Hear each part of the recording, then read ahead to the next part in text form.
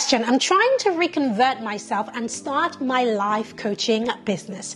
How do I feel legitimate when I start my business since I haven't had any degrees or experience in this field? This is a brilliant question.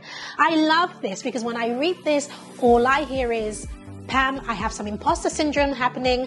How do I feel good about this? I don't want to sell people something that, I don't have experience in or anything like that. I love this, especially because a lot of people who do our intensives, for example, are just starting out in their journey and this is what they experience. So here is what I would say in this instance. If you're starting something and you don't feel legitimate, you don't feel confident, I want you to go back to the drawing board and ask yourself, why don't I feel confident? Okay, fair enough. You might not have a degree or you might not have experience in terms of, you might not have enrolled a client in this space. But if you look back in your life, can you find some life experiences that gives you the permission or the support or the legitimacy to be able to help somebody? And the other thing that I will always say is never start a business from a place of nothing, because we all have something and we all have plenty. Now, if you list down all the qualifications that you have, all the experiences that you have, all of the questions that people ask you when they need help from you, from the random things that people ask you to the things that come to you so easily, but you don't even think it's anything, you'll find that there are so many places that you can jump off to actually create a business. But where most people get stuck is they get stuck where they feel, Pam, I don't have a qualification. I don't have a piece of paper that says that I have studied in this thing. I don't have a degree. I don't have anything like that. I am not certified. That's another word that people throw out. And here's the thing about qualification and certifications and all of those things. It's a piece of paper. It's a piece of paper, and a lot of people who have these qualifications and certifications, it doesn't mean that they are better than you at helping people in that specific area. I find that experience is the best teacher. I'll give you an example. Whilst I'm a business coach, I haven't actually studied business coaching, but I've been in business since I was 17.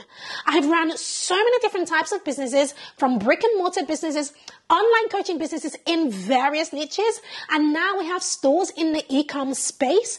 We help a lot of people. There is nobody who can tell me, Pam, where is your qualification for this? I would say, well, my qualification is back to your bed. Please, we cannot work together if that is what you're required to get my help, because I find that experience speaks louder than a piece of paper. Now, don't get me wrong. There is a place where qualifications and degrees and certifications do matter. Now, you can ask anybody else, but as you're watching this video, I'm going to give you my 2 cents.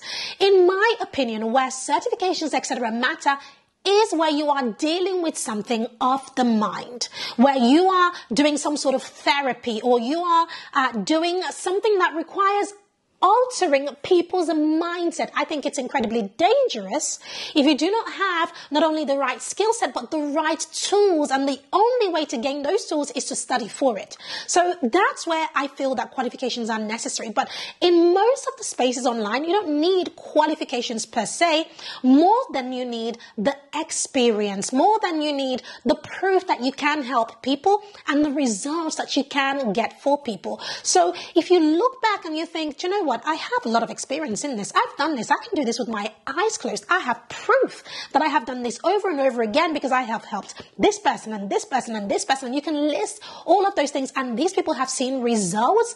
Then nothing stops you from helping even more people if that is, of course, what you want to do in your business.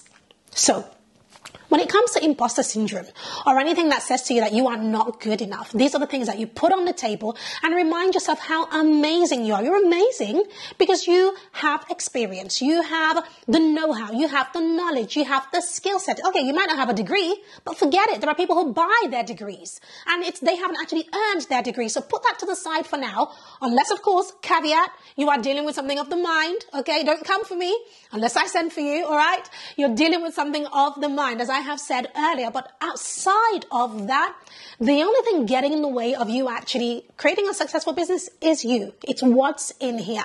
So just weigh that up.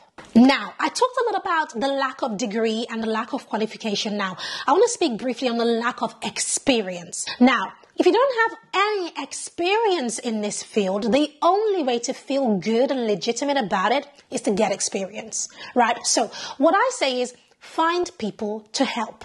Get some experience. Find somebody who has the problem that you want to solve. So, for example, if you are setting up a business as a relationship coach and you are helping, women find their significant other, find a woman who is single and wants to find a significant other and try your strategy out with her and get some testimonials. Do that a few times.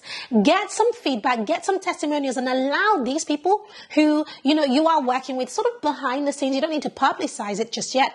You're working with these people behind the scenes. Allow them to help you to give you feedback on your methods, on your strategy. And of course, if it works for them, get a case study from them. The more you do that, the more your confidence grows. The more your confidence grows and the more experience you have, the more you can command in terms of money when it comes to running a successful and thriving business. It's been Q&A Friday. If you liked this, then make sure you subscribe to this channel. We publish 3 times a week and every Friday is Q&A Friday. So hit the subscribe button, turn on your bell and notification so that you'll be the first to see when we are live. So thank you so much for joining me. If you have any questions about what I have just shared or any question that you want me to answer in Q&A Friday, go ahead and drop it in the comments below. And before you go, make sure you check out the playlist for Q&A Friday. These questions are incredible and you will be learning a lot just from the questions and from the responses. So make sure you check them out.